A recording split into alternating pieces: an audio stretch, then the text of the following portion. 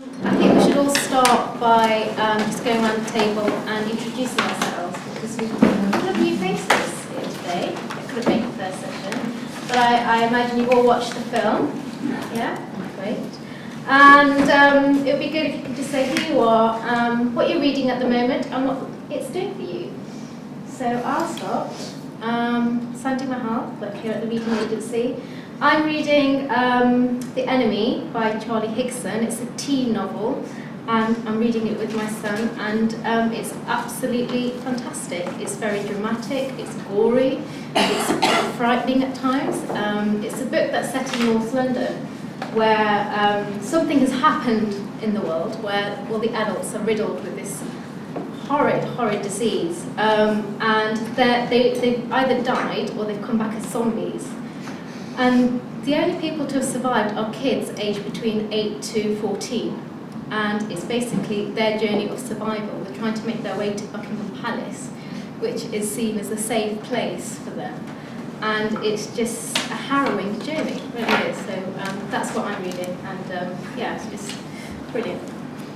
Okay, I'm Kestra. Normally I don't get a lot of time to read, and because I'm doing the reading agency thing, I dutifully bought this book that I've got to read it now. We're doing a book swap. Right, are we? Okay. I've only started it recently, so it's another world totally. I've been to India recently, and I'd love to read more of it. So I can't really give you the detail that you've been giving.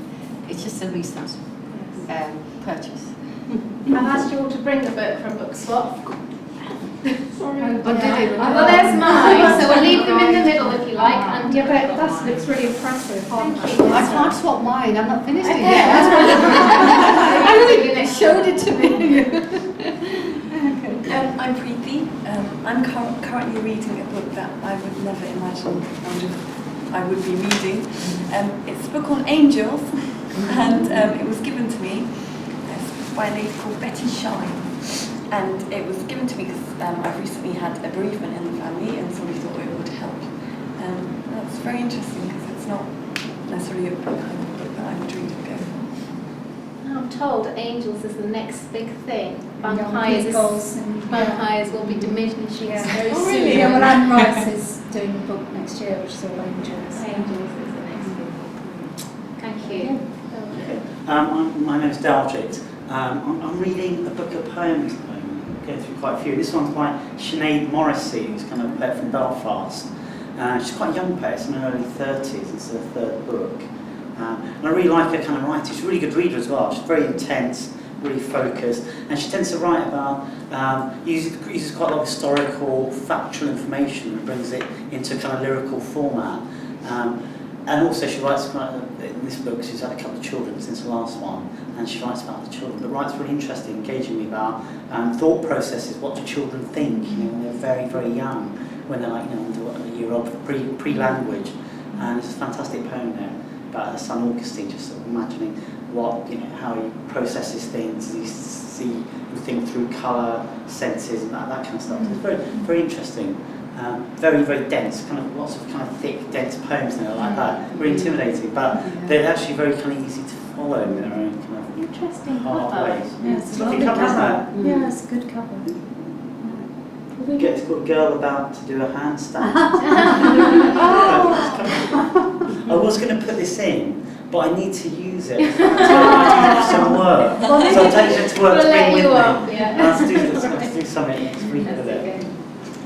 Thank you, Daljit. I'm Yasmin, hi. I'm reading about 4 books at the same time, and so they all take quite a long time. One is the Israeli lobby and its effect on US foreign policy, which I'm sure is really exciting.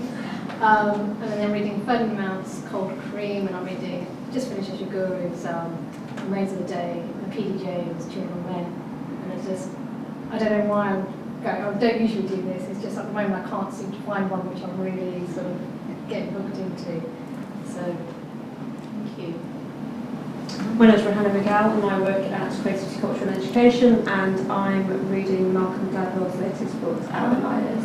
I've only just started it, but it kind of is about unusual coincidences and how they lead to big changes happening.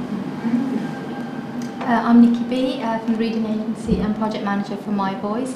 And I've not read anything proper, as in a book for a number of weeks now, because I've been busy chasing up young people and writers and so I've been reading a lot of emails.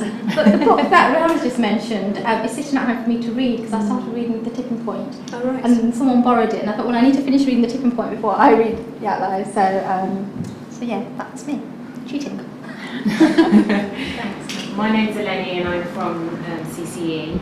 I'm having a phase where I'm going through classics, so I'm reading the Odyssey at the moment. And I just love mythology anyway, and because I'm Greek Cypriot, it kind of resonates with me a little bit more.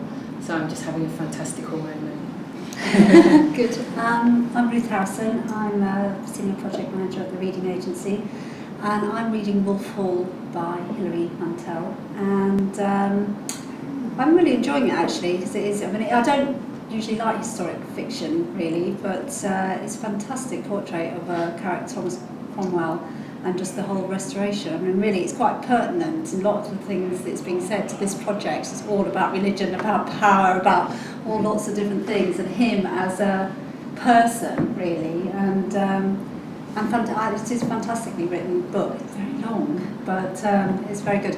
And the other thing I'm reading, I actually went to a celebration event for Adrian Mitchell, who died last year, and it was a fantastic event, and it's just made me start rereading his poems, because his poems are just so beautiful, really, just really lovely poems, and it's quite a lot about loss, about children, but also about joy, and he's just a beautiful writer. So going to that event inspired me to come and visit his work as well. Thank you. Thanks very much.